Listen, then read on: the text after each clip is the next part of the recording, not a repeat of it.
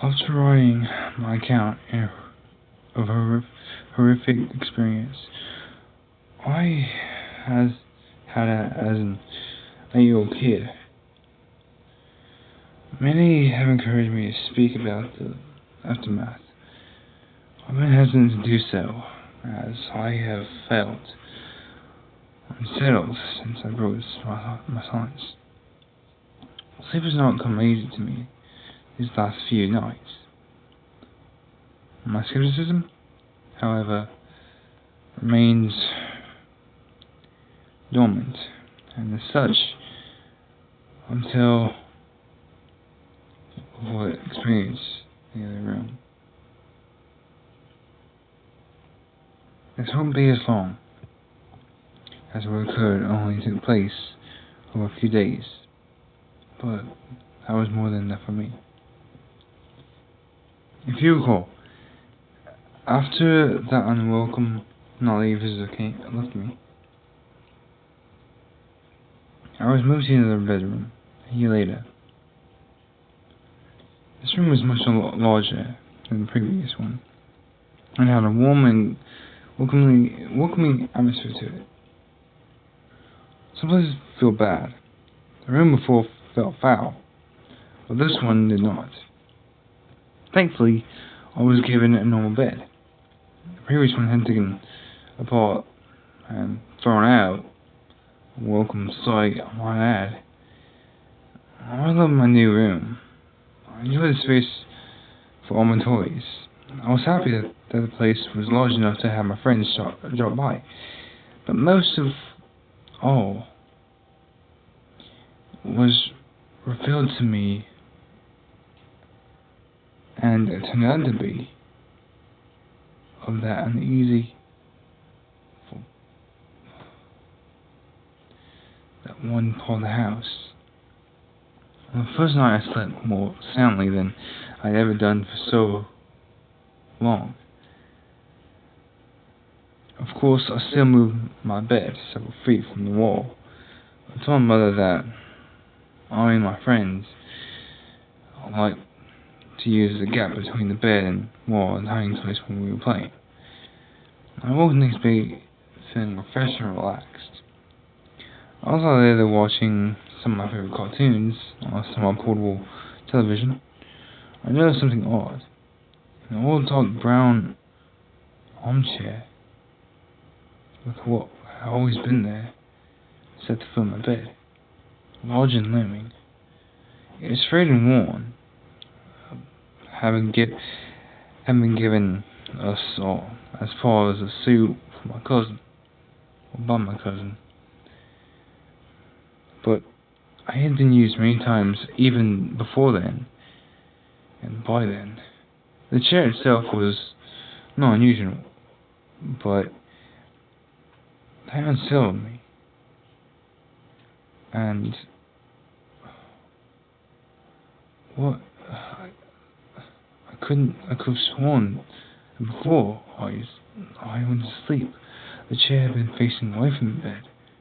Now, in the cold light of day, the chair was facing me. I assumed one of my parents moved it while I slept, probably looking for something which I had been left in there before we switched rooms. The second night was not so restful. It was around 11 p.m. and I could hear my parents' television on the other side of the house. The room was largely in darkness, and the illumination in orange hue drifted across my window from the streetlights outside. I lay there content until I heard something quiet, yet unmistakable. At first I thought it was the sound of my own breath, exhaling and inhaling as I rested, but then I stood for a moment. The quiet, almost inaudible sound of someone else in the room breathing in and out did not cease. It continued rhythmically and without pause.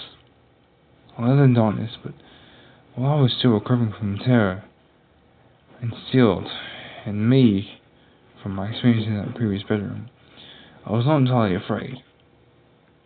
The room was so distant and unlike wheezing I had during my encounter with that thing in the wall, I remained calm. And even at that age, I believe that it was so subtle that it was probably my imagining playing tricks on me. Still, I took no chances. I stepped out of bed, walked across the room, and turned the light on. The sounds had gone. I sat in the old worn armchair facing the foot of the bed, which was within reaching distance of where I slept, and turned it around to face the other wall. I had no real reason to do so, but something about it sitting there filled me with dread. The third night was not so fearless again. I awoke in darkness, lying on my back and staring at the ceiling, with seeming to be happy, absorbed the dim orange light from the street. The tree outside my window swayed in the calm breeze, casting a strange collection of improbable moving shadows across the room. I could hear nothing but the long and distant hum of the city's night traffic. Just as I had begun to drift back into sleep, I heard it. A creak from the bottom of my bed, as if something had moved, or shifted its weight on the floor.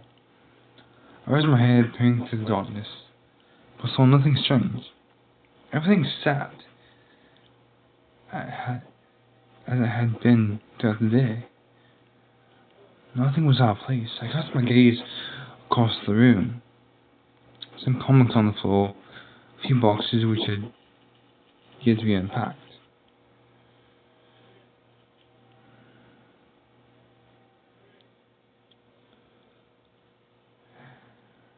But nothing much. The armchair unmoved, still facing away from the bottom of my bed. There was nothing sinister here.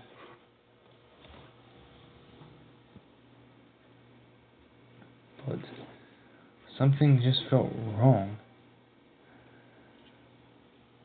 I didn't know what it was. I was not fully awake, glancing over my television, considering whether or not to enjoy some late night TV. I have to keep the volume low, of course, as my old brother would hear it in the next room, and no doubt tell me to switch it off. Just as I sat up fully in bed, I heard it again, a little creak, accompanied by the sound. The sound of slight movements. Looked again at the room.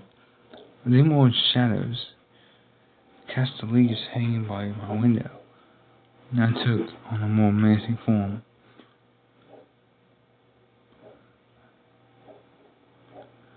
I still saw no reason to be afraid. I sat in the chair at the end of my bed and saw nothing unusual about it. It's quite common for the mind to take a moment to fully come to terms with what is being seen. It takes time to put the full horror of what is in front of you together into a moment of cold, bitter realization.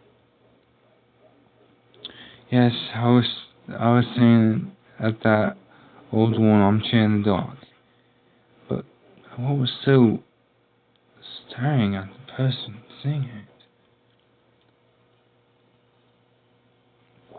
A dim light.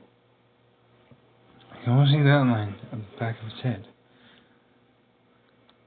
The wrist obscured by the spine of the chair.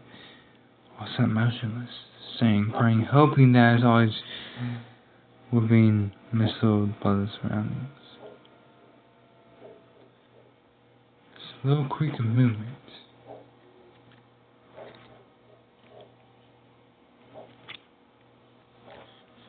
As it shifted in its bad tone, Jimmy to the very core.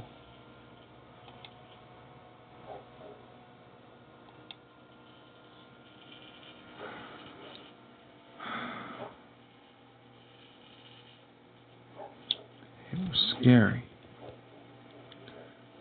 But this was no time, and no mere trick of the dark.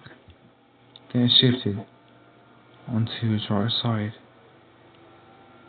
I knew what it was doing. It was trying to look at me.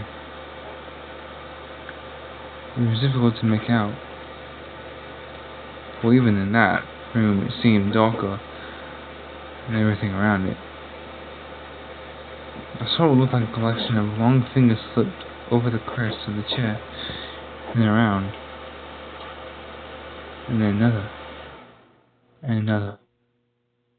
The room was silent, but for the sound of the thing shuffling in its seat, and the crash of the racing heart.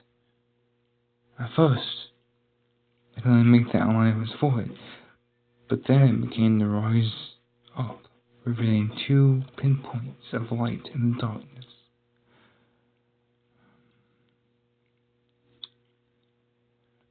And revealing its deep eye sockets. It was staring at me. I screamed. Within a moment, my brother and mother came into the room, switching on the light, asking if I had a bad dream. I sat speechless, barely acknowledging them, staring intently at the now empty armchair. I was only in that room for another few days before we suddenly moved. I saw nothing in the mirror in my nights, except for my last sleep in that room, where I woke in the warm air, something breathing into my ear. I jumped out of bed, turning on the light. The slow, rhythmic breathing of something unseen remained, louder than before. I spent the rest of that night on the couch in the living room.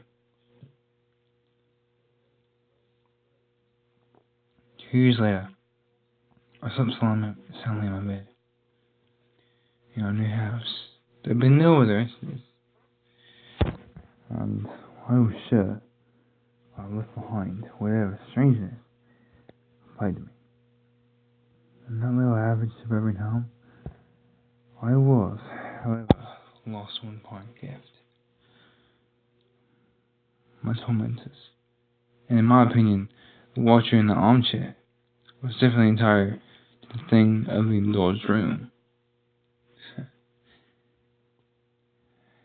And the one last surprise in store for me, like an animal claiming its territory. It was not entirely out of their grasp. For one last terrifying moment, I felt the presence of those things.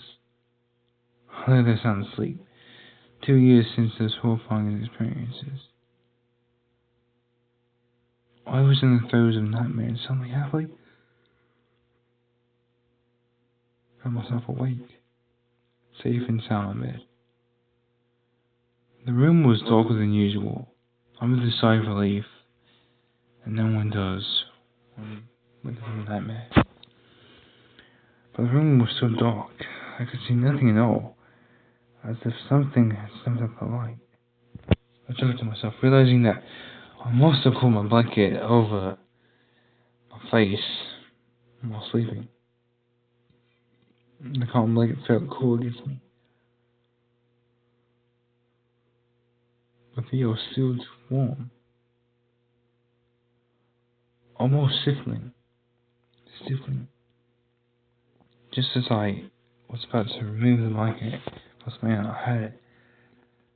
For the last time I heard it. The rhythmic breathing of the watcher at the end of my bed. Fear gripped me, followed by anger and despair. Why would I not be left alone? I then did something most particular and peculiar. I decided to speak to it. Perhaps this thing did not mean to harm me. Perhaps it was unaware of the terror that it caused. Surely our young boy deserved some mercy. As the breathing grew louder and louder, and closer, I began to cry. I could feel its presence on the other side of my blanket. Its breath heavily over me, like a stagnant wind.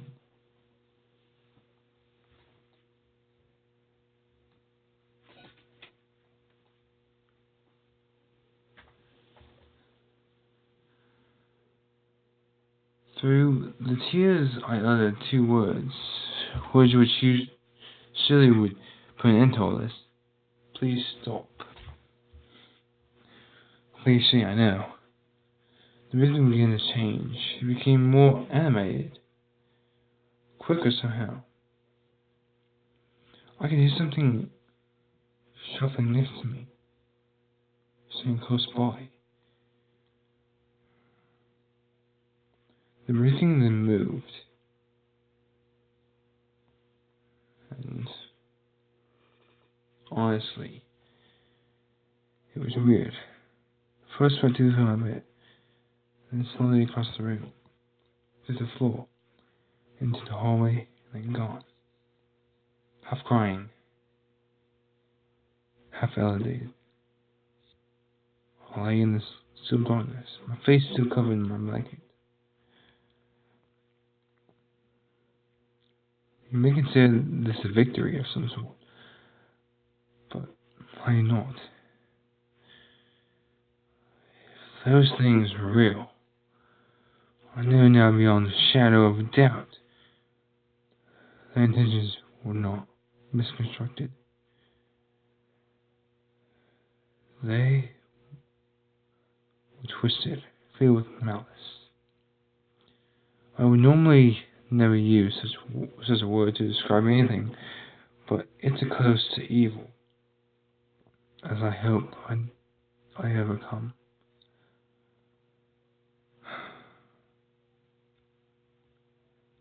And honestly, how do I know that? I'll tell you how. Moments after that thing seemed to have left the house, something pressed forwardly down on top of me, putting my blanket with great strength against my face. I could feel a large hand with long fingers wrapping the covers around my skull, its nails imprinting upon me like razor-sharp ridges. My mind has just slipped down into a gap between the bed and the wall, quickly making my escape.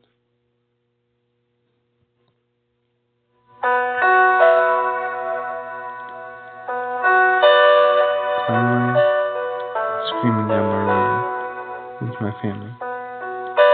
Made no mistake, that thing in the darkness tried to smother me to death.